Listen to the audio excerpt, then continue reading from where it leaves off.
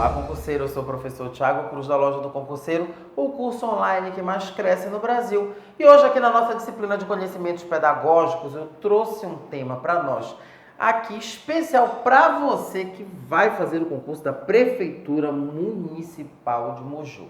Atenção, né? Legislação e educação, esse tema serve para todos os cargos de professor e, óbvio, também serve para você que vai fazer a prova do concurso para pedagogo.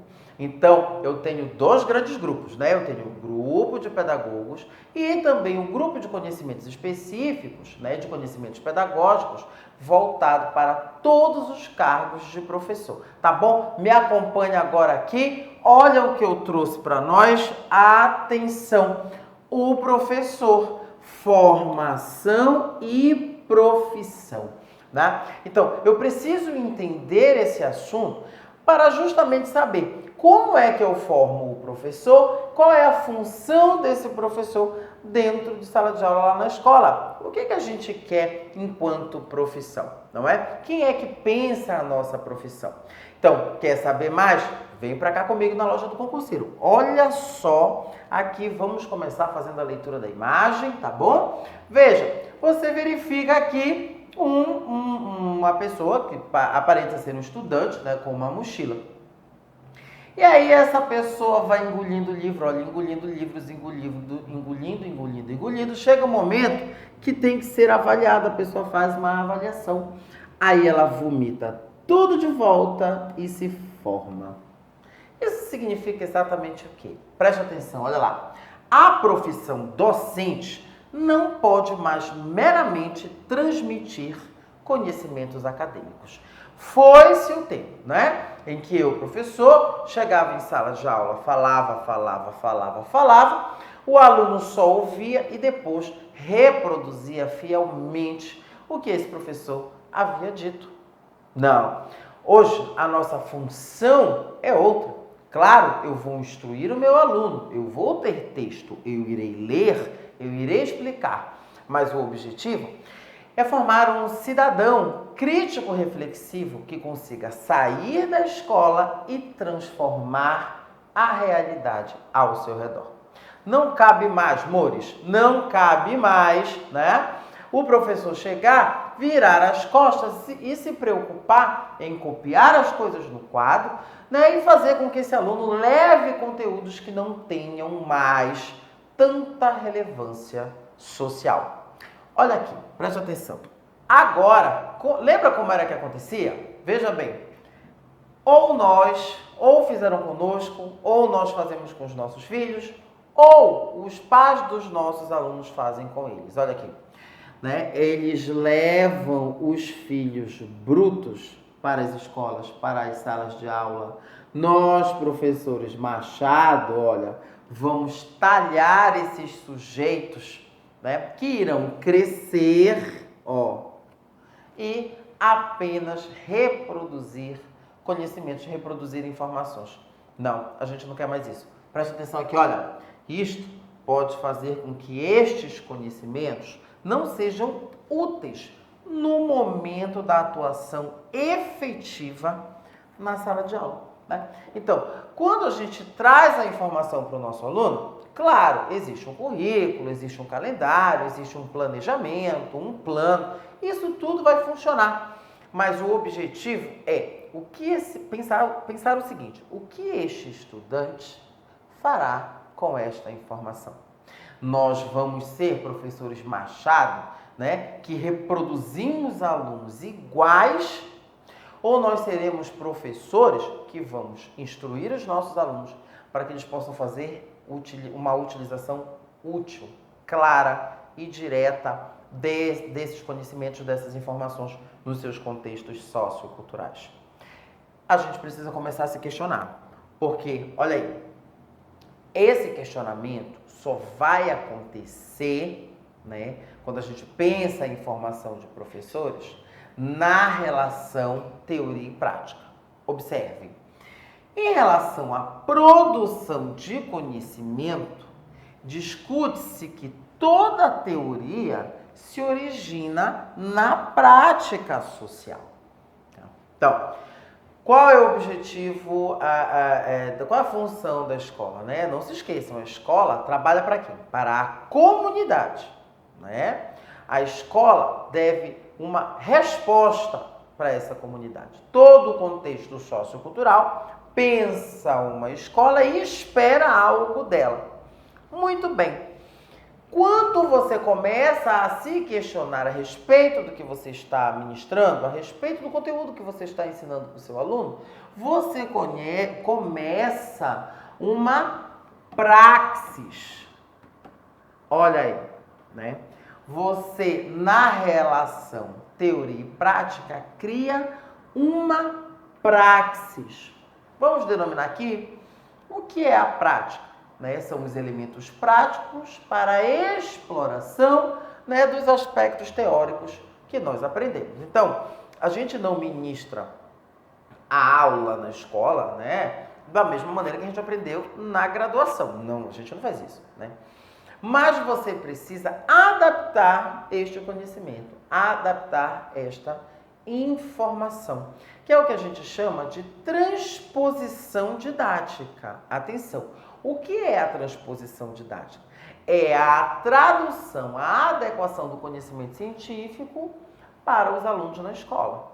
Não é isso? Só que eu só vou conseguir fazer isso se eu me fundamentar em uma teoria. Então, na nossa formação, nós precisamos de subsídios teóricos para explorar elementos práticos da atividade do professor, né? Toda a ação é fundamentada em uma teoria. Toda a prática é fundamentada em uma teoria. Não existe prática sem teoria, nem teoria sem a prática. Quando eu passo a refletir a respeito disso, né? Quando eu faço uma junção, uma conexão entre teoria e prática, me surge a praxis, que se constitui na articulação das duas unidades. E a partir daí, eu começo a desenvolver a minha praxis pedagógica, né? Toda a prática pedagógica precisa ser aprendida na própria prática pedagógica. Por isso que eu tenho a relação teoria e prática. Tudo bem? Olha aí. Eu não posso esquecer, né, que eu tenho diferentes níveis ou tipos de conhecimento que todo o ser humano perpassa, né? Ou que perpassa por todos os seres humanos. O que vai acontecer, galera? Eu, enquanto sujeito, né, já que a gente está falando da formação do professor, eu, enquanto sujeito em formação, e a nossa profissão é uma profissão, né, que não, quando a gente se forma, não acaba. Pelo contrário, começa, né? Eu digo para os meus alunos, olha, você já se formou já, parabéns. Acabou, né, professor? Não, é agora que começa. É a relação teoria e prática. Agora você vai começar a desenvolver a sua praxis pedagógica, levando em consideração diferentes informações.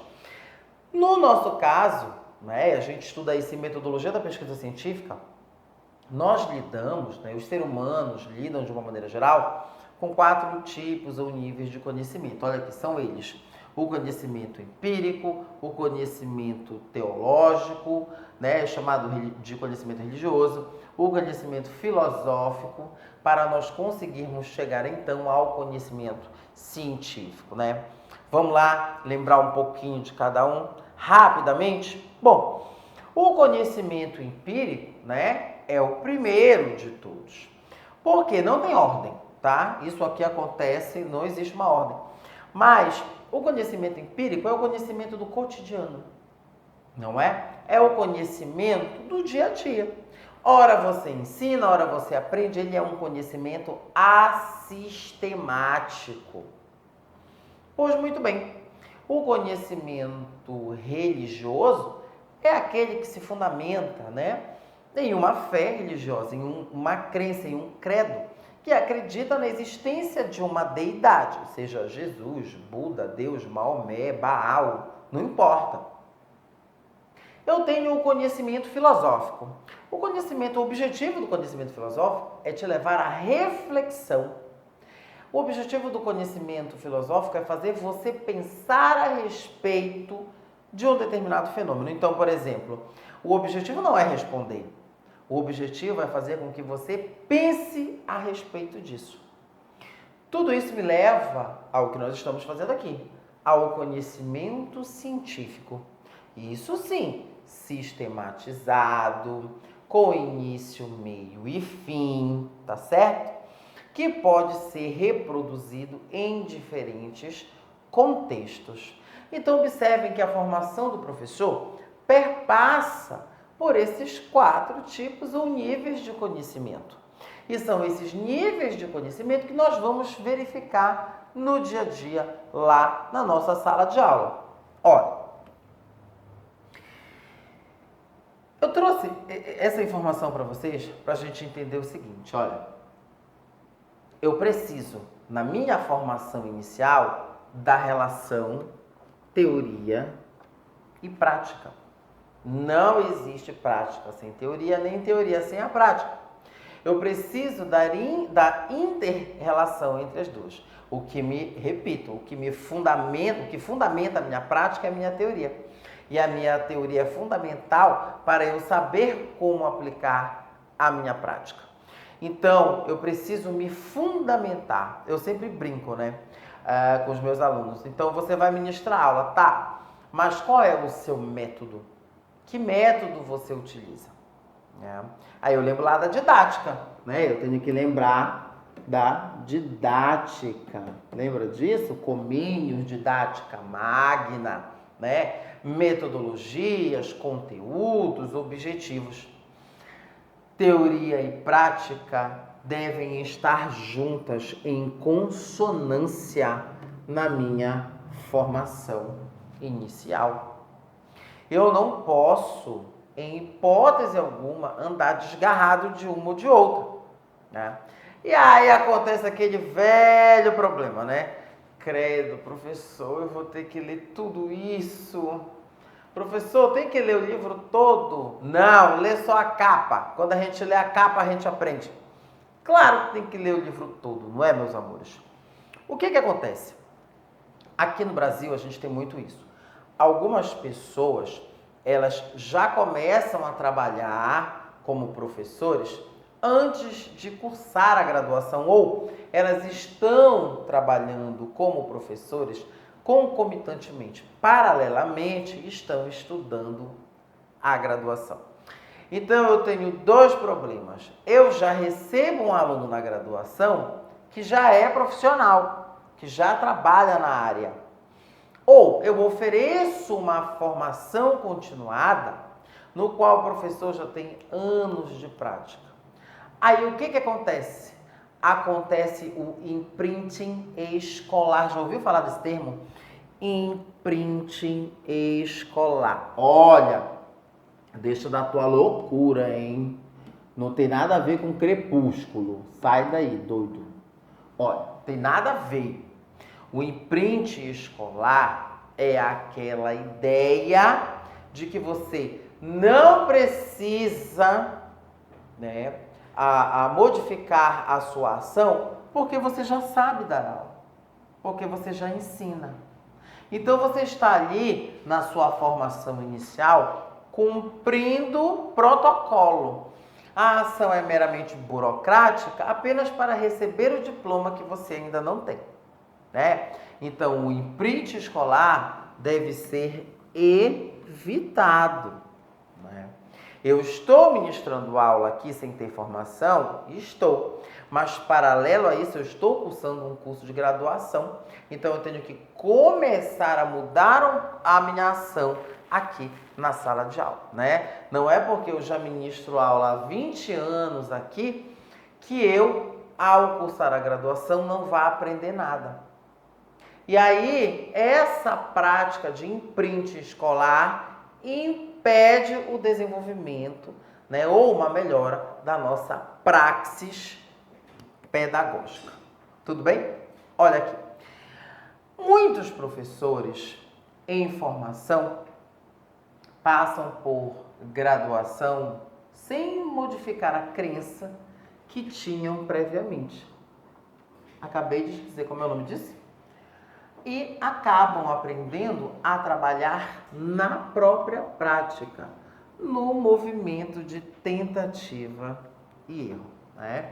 Então, olha lá, eu faço uma tentativa, acerto, eu continuo. Eu faço uma tentativa, eu erro, aí eu não faço mais, eu invento outra coisa para fazer, né? Então, como eu te falei, esse professor, ele já trabalha um certo tempo na área, então ele acha que ele não precisa mais, né? Ele só está ali, não precisa mais aprender. Ele já sabe ministrar aula, né? Ele já aprende na própria prática. E isso é um erro grave, porque o que vai acontecer? Olha, método de tentativa e erro vai ter uma hora que não vai ter mais como a gente conseguir fazer isso, né?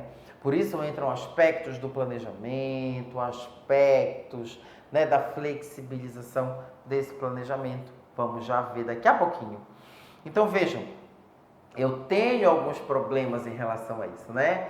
Por que eu quero fazer esta graduação? Não, é só para ter, professor, mesmo o diploma, eu já até sei ministrá-lo, né? E tem professor que é interessante, que quando a gente faz formação, eles trazem para nós um caderno, né, de planejamento. Ele diz assim, professor, ainda diz assim, ó, esse Piaget, esse Vygotsky, ele só funciona lá no livro, professor. Aqui a realidade é diferente, né? Eu disse, mas em qualquer lugar a realidade é diferente. A gente se fundamenta na teoria para poder executar a nossa prática. Não, professor, mas todo ano eu faço a mesma coisa e dá certo. Deixa eu ver lá, traz lá. Aí a pessoa trouxe. É realmente perfeito. Organizado. Pois é, professor, todo ano eu faço isso. Aí eu disse, pois é, há quantos anos você faz isso? Aí ela disse, 10 anos. Eu disse, pois é, você tem 1 ano de aprendizado e 10 anos de repetição. Aí eu pergunto, o que essa profissional cresceu? Para onde ela caminhou? Em que direção ela seguiu? Por quê? Porque ela trabalhava com o método da tentativa e erro, né? Então, ela ia fazendo, deu certo, aí ela deixava. Ela ia fazendo, dava errado, ela tirava. Até que ela conseguiu montar um planejamento que 100% dava certo. Ok. O problema é que ela não mudava esse planejamento, né? E aí, na hora de fazer esse planejamento, deixa eu te perguntar. Quando tu faz aí teu plano de aula, o teu plano de ensino, o que tu fazes? Tu constrói competências e habilidades novas, muda o conteúdo, ou tu só apaga o ano embaixo, hein? Era 2021. Professor, quase não apliquei meu plano por causa da pandemia. Aí tu imprimiu o mesmo plano. Aí tu só foi lá e cara de palmente mudou o ano para 2022. Te peguei. Tá vendo? Te peguei, olha aí. Cara, não tem condições, né? Método de tentativa e erro não funciona. Aí tem gente que ainda fala assim, não, poxa, professor, mas pode ser o mesmo. Por quê? Porque a turma muda, não muda? Quer dizer, esse plano aqui para essa turma, aí eles foram aprovados para a turma do ano seguinte. Professor, eu vou receber pessoas novas, né? Os alunos eles nunca me viram, eu posso aplicar o mesmo plano. Olha, Quinti, cascudo pedagógico, não pode acontecer esse tipo de coisa, amores. Por quê? Justamente devido a turma ser diferente, né? Eu tenho que criar competências, eu tenho que, na verdade, observar competências e habilidades específicas para aquele grupo novo que está chegando, tá bom? Cuidado com o imprint escolar. Olha essa palavra nova, tu nem sabia, né? Ou sabia? Muito bem, já que nós estamos trabalhando com a formação inicial do professor, eu estou trabalhando com o desenvolvimento de competências desse profissional. Sim ou não? Sim. E a competência do professor, ela é formada, ela é construída a partir da interseção, olha aí, do conhecimento, da habilidade e da atitude. Isso aqui é a teoria do chá, lá na administração. Competências, habilidades e atitudes, né? A interseção desses três elementos me forma o desenvolvimento de competências para o professor. Então, olha aqui comigo. Conhecimento é o que fazer e por que eu estou fazendo isso. Conhecer é saber as ações que eu estou desenvolvendo e principalmente por quê. Esse conhecimento é interessante, né? Tudo eu posso, prestem bem atenção, eu posso fazer tudo dentro da sala de aula, tudo, contanto que tenha função pedagógica. Se não tiver objetivo pedagógico, para que você está fazendo? Eu até brinco, né? Professor, posso comprar ali uns carotes de gasolina, só jogar nos moleques e tacar fogo? Pode sim. Vírgula. Contanto que tenha função pedagógica. Tem função pedagógica? Jogar gasolina no menino e tacar fogo? Não. Então você não vai fazer isso. Vai lá, desfile do 7 de setembro. Os meninos vão ensaiar, eu adoro, todo mundo para ensaiar. Vão ensaiar. Mas qual é o objetivo pedagógico disso? Então a questão é, professor, está certo ou errado cantar um hino? Professor, está certo ou errado fazer a festa junina? Professor, está certo? A pergunta não é essa. A pergunta é, qual é a função pedagógica do desfile do 7 de setembro? E a gente não está dizendo que não tem, a gente está perguntando qual é. Qual é a função pedagógica da festa junina? É isso. Ao ter função pedagógica, né, eu consigo manter a ação, a atividade, ou seja, eu sei o que fazer e sei por que fazer. Muito bem. A habilidade é como eu vou fazer este conhecimento ser aplicado, né? Como eu faço? Porque aqui é o quê? Olha lá, teoria e prática, né? A teoria é o conhecimento e a prática tá. Então, como é que eu consigo botar em prática essa minha ideia, né? Como é que eu consigo, então, executar, finalizar? Agora, gente, nem sempre é fácil, porque eu preciso da atitude, né? Que é desejo de fazer. Ó, isso aqui é estímulo próprio, né? Você precisa estimular a si mesmo. Tudo bem, tem sujeito que me estimula e tem sujeito que me desestimula, não é? Mas eu preciso ter volição. Que isso, tio Tiago? Vontade. Quais são as suas vontades? Quais são os seus desejos? E aí eu preciso ter o desejo de fazer. Os anos de profissão do professor fazem ele dizer assim, ih, rapaz, olha, isso é só lorota isso. Isso aqui, eu vou até me sentar, nem me envolvo. Por quê? Porque a pessoa já não tem mais o desejo de fazer. E a gente não vai discutir os motivos aqui, tá bom? E eu ainda acrescento mais, né? A interseção entre conhecimento, habilidades e atitudes me dão as competências do professor. Mas hoje a gente fala agora, olha, teoria do CHAI. Conhecimentos, habilidades, atitudes, galera, e ética. Sim, eu tenho a minha ética profissional, né? Se eu me formei em tal situação, em tal disciplina, pedagogia, arte, educação física, história, não importa o componente curricular. Você se forma o quê? Bacharel? Não, você se forma licenciado. Até rola licenciatura e bacharelado, mas para ministrar aula, você tem que ser licenciado, sim ou não? Sim. E lá na sua graduação, você fez um juramento. Olha, você tem que manter esse juramento. Promover a cultura, promover a educação, trabalhar para o desenvolvimento de linguagem. Não sei, como é que foi o teu juramento? Tu ainda lembra?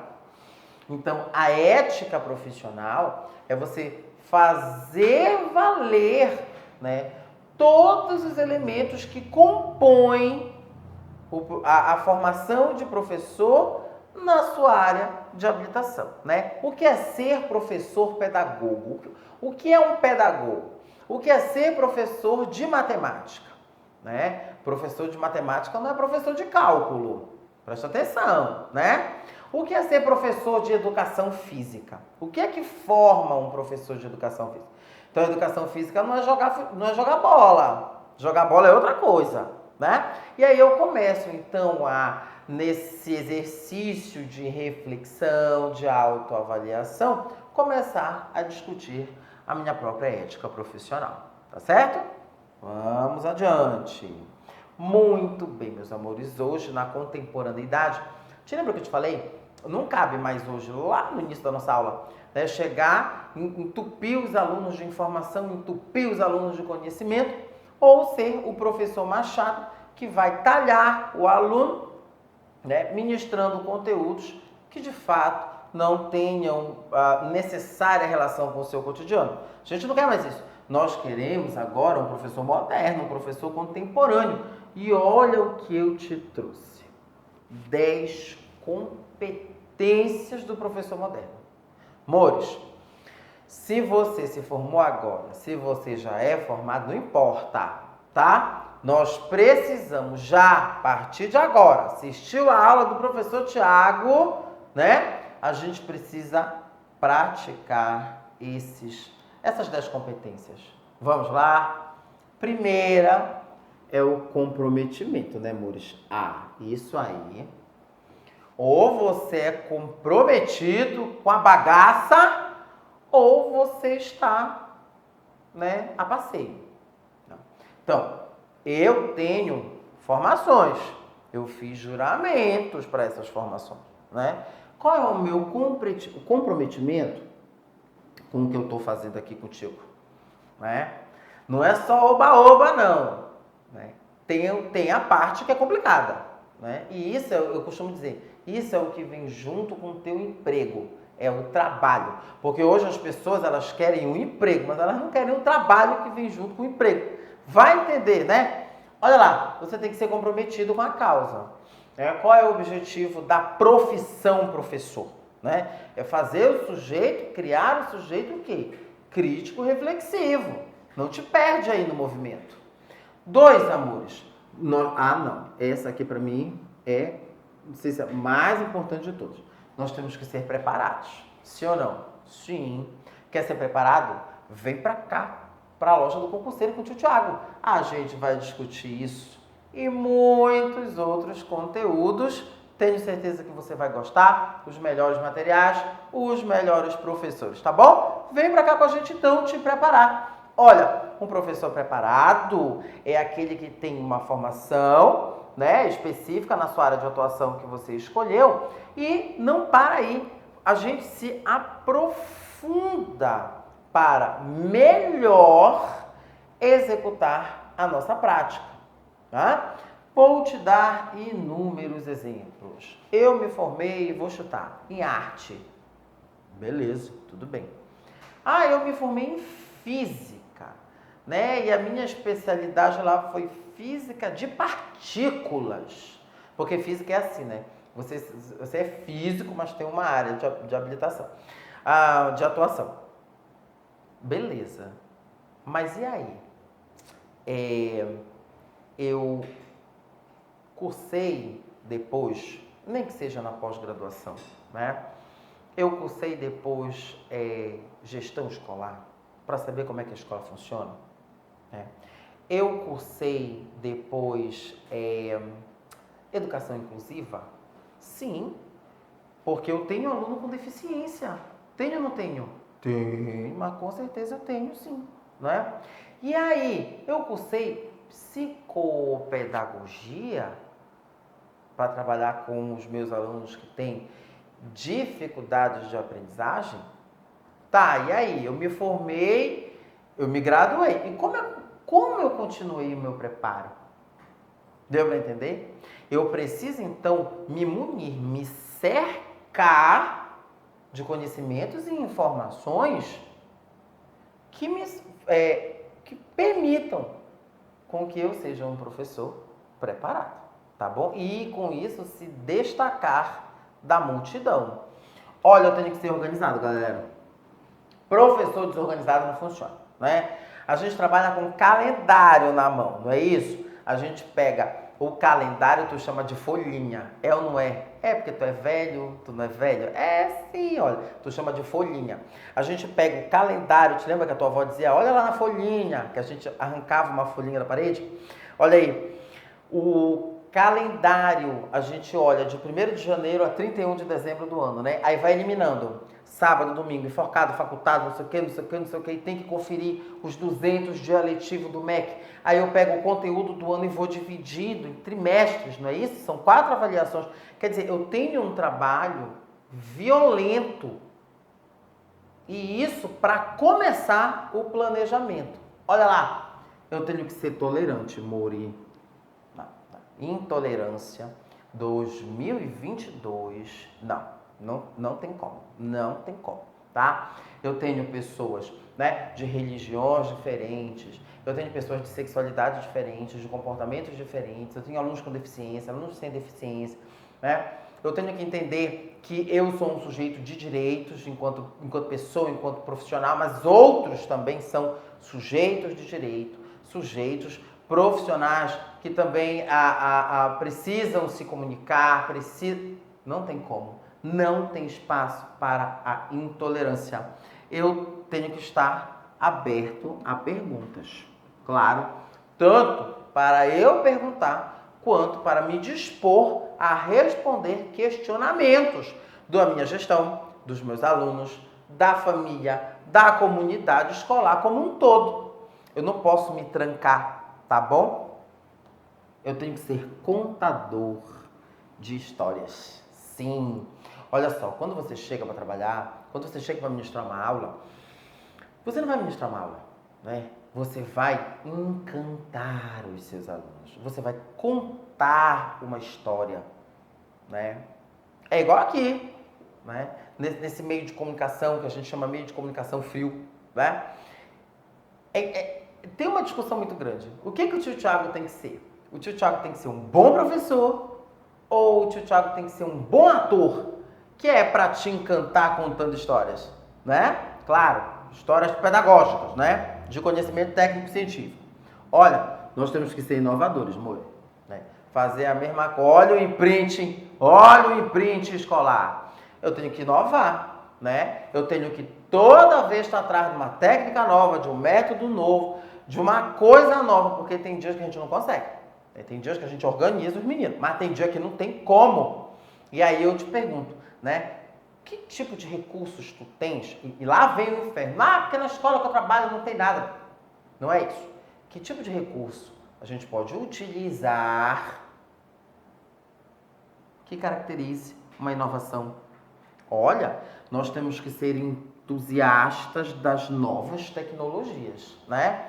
Sabe essa história assim, fulano, vem aqui, põe o cabo aqui, enfia aqui o negócio no buraco. Não pode, galera. A gente precisa ser autônomo.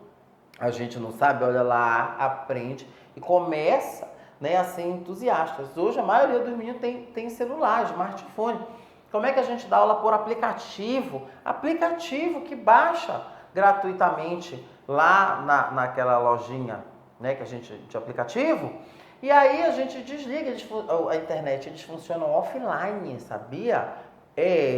Eu tenho aplicativo de alfabetização, eu tenho aplicativo de fórmula matemática, eu tenho aplicativo de fórmula química, de fórmula das fórmulas que a gente estuda na física. Eu tenho um aplicativo de botânica que eu tiro a foto, eu faço uma foto da planta e o aplicativo lê aquela imagem e me diz qual é aquela planta, sabia? Isso tudo gratuitamente e eles funcionam offline. Você pode ligar a internet que eles funcionam normalmente. Olha, uma outra competência, nós temos que ser seres sociais, hein? Olha, o professor social é aquele que reconhece a diversidade do seu grupo, né? E, inclusive, utiliza isso como fundamento na sua própria aula. E, finalmente, meus amores, nós temos que ser geeks, nós temos que ser conectados. Hoje a gente trabalha com a tecnologia das coisas. Ah, professor, mas lá na minha escola não é essa a realidade. Não estou falando da tua escola, meu anjo. Estou falando de você. Nós estamos falando da formação do professor. Nós temos que usar diferentes plataformas, diferentes metodologias, diferentes tecnologias, tá bom? Olha aí! Será que nós somos tudo isso? Você é? Conta aqui para nós, comenta, né? Dá aí o teu like, faz o teu comentário. Vem para cá com a gente da Loja do Concurseiro. Olha aí, gente, isso aí, essas 10 competências, elas vão rolar a partir do nosso planejamento, hein? Destaca-se o planejamento por ele ser um instrumento de organização de toda a ação pedagógica do professor, né? Então, a minha praxis, ela vai estar organizada, ela vai estar bem vista, bem aplicada, bem utilizada a partir do meu planejamento. É a parte chata? É a parte burocrática? Lembra lá do calendário que eu te falei? Eu tenho que olhar de 1º a 31 de janeiro. O que eu vou fazer? Quando é que é sábado, domingo, primeira avaliação, segunda, recuperação paralela? Isso tudo tem que estar planejado. Porque uma das características do planejamento é justamente ele ser flexível. Eu penso uma direção para ele, mas ele é orgânico, outras direções podem aparecer. E isso é uma característica, né, principal do planejamento, né? Ele é orgânico, ele tem flexibilidade. O melhor planejamento, quando você faz o planejamento, né, o seu planejamento anual ou semestral, dependendo da instituição, você entrega uma cópia para a coordenação pedagógica, beleza. Mas o melhor planejamento, eu vou dizer para vocês, é aquele que no final, né, do período planejado, ele está todo riscado, ele está todo alterado. Sabe por quê? Porque o professor, com aquelas 10 competências, viu que ele precisou adequar, precisou mudar para atender aquele grupo. Para mim é o melhor planejamento, é aquele que foi todo alterado, porque isso significa que o professor está, olha, atento às mudanças do cotidiano. Isso vai se desdobrar onde?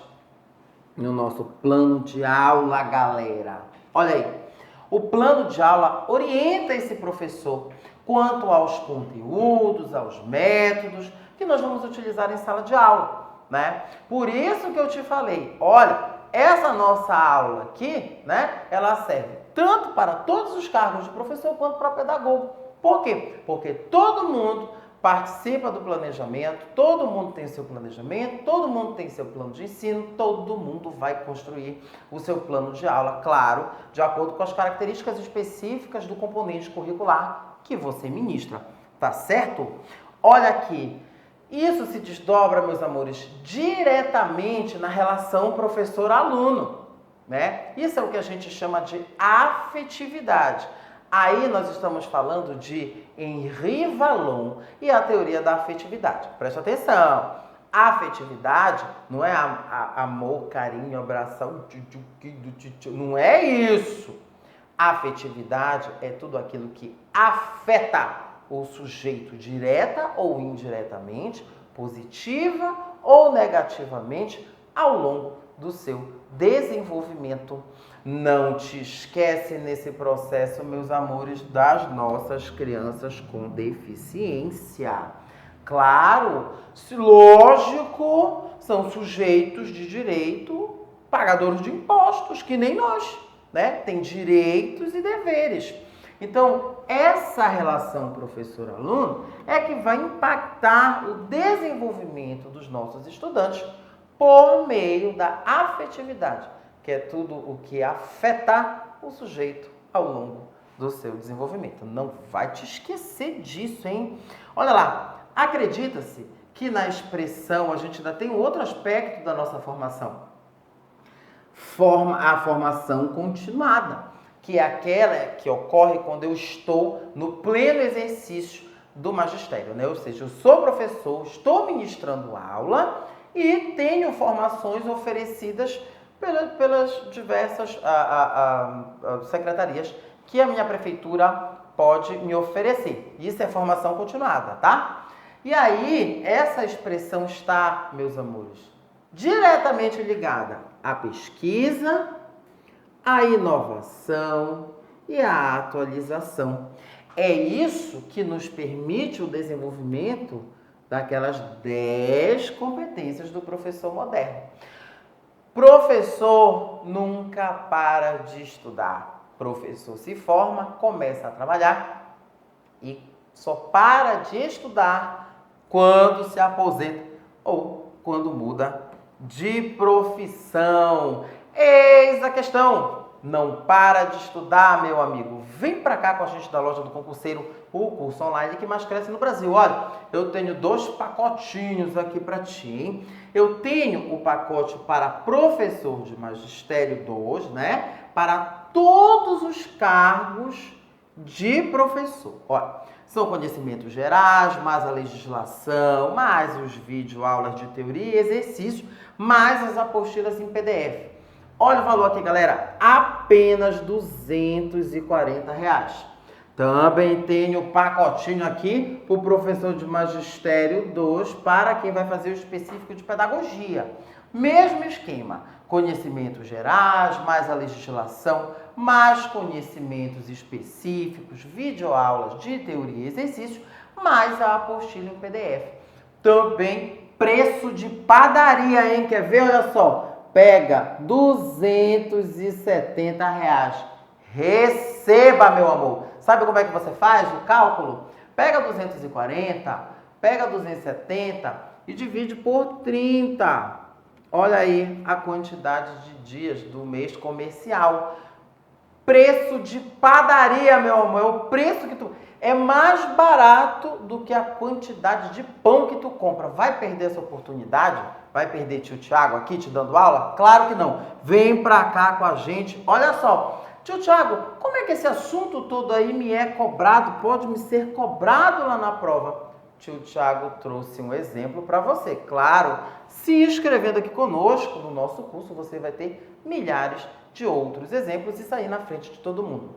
Presta atenção. Pega aqui a informação. Olha, um problema relacionado à formação docente é a falta de interesse do professor na sua formação, hein? Reflexo, entre outras coisas, da vivência formativa que tiveram no passado. Pois passaram muitos anos no campo em que se formaram profissionalmente. Muito bem. Muitas vezes, o educador despreza a necessidade de formação didática. Acha, olha aqui, que não precisa de formação porque já sabe o que é ser professor e reproduz o que aprendeu quando era aluno. E isso é conhecido como, olha lá, uma pergunta de complementação simples. Uma das alternativas completa aqui a afirmação do texto. Vamos lá? A alternativa A, experiência formativa. A alternativa B, ciclo de formação perpétuo. A alternativa C, imprint escolar. Ou a alternativa D, educação retroativa. Preste atenção, o que foi que o tio falou aqui, né? Nessa brincadeira, isso não é a aula não, isso aqui é o teaser, né? É só a provocação para você assistir a nossa aula completa aqui na Loja do Concurseiro. Olha lá, o que foi que eu te falei? Muitos professores estão trabalhando e paralelamente cursando, né, os cursos de licenciatura. Ou então, esse professor acha que ele não precisa, porque ele já sabe dar aula. Como é que chama o nome desse fenômeno? Chamamos imprint escolar. Tudo bem? A alternativa correta, letra C, imprint escolar. Galera, olha aí, não vai te esquecer, hein, do pacote que a gente tá quase doando aqui para ti esse valor, hein? Olha aí, Vou repetir para você não esquecer. R$ 240 para você que vai fazer, né, para o cargo de professor. Olha aí, para todos os cargos de professor, tá bom? Não te esquece. Nós vamos ter as videoaulas, os conhecimentos específicos, os exercícios, o material em PDF, vamos ter os conhecimentos gerais, vamos ter a legislação.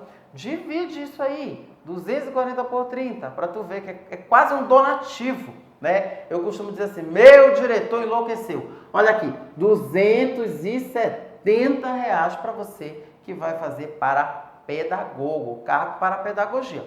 Mesmo esquema, conhecimentos gerais, mais legislação, mais conhecimentos específicos, videoaulas de teoria e exercício, mais as apostilas em PDF. Tudo bem, meus amores? Era isso, galera. Muito obrigado. Inscreva-se no nosso canal, dê o seu like, bons estudos. Estou lhe aguardando. Até a próxima.